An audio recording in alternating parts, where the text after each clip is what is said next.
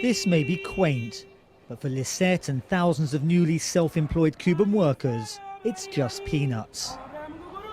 The Cuban authorities have, for the past few years, been opening up their economy, but it's not enough.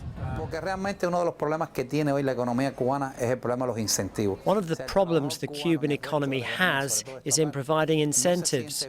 Cuban workers, especially in the state sector, are not happy because the state pays so little. A special session of the Cuban parliament has taken a fundamental step to open its economy to greater foreign investment. It will create a special development zone in the port city of Mariel, west of Havana, partly financed by Brazil.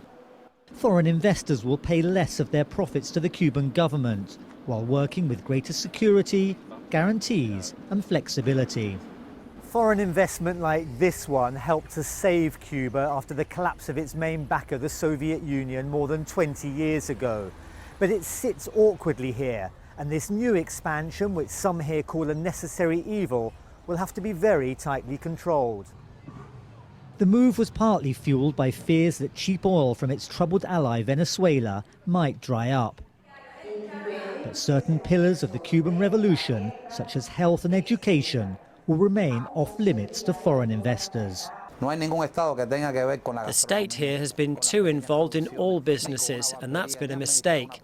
The state does not have to control everything, only the fundamental areas like education, we could say health, but not the small personal enterprises.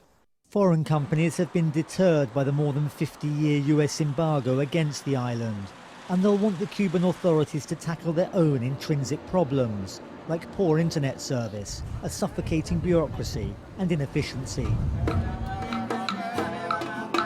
But many have long wanted to invest in an island they feel has great potential and will be studying the new laws very carefully.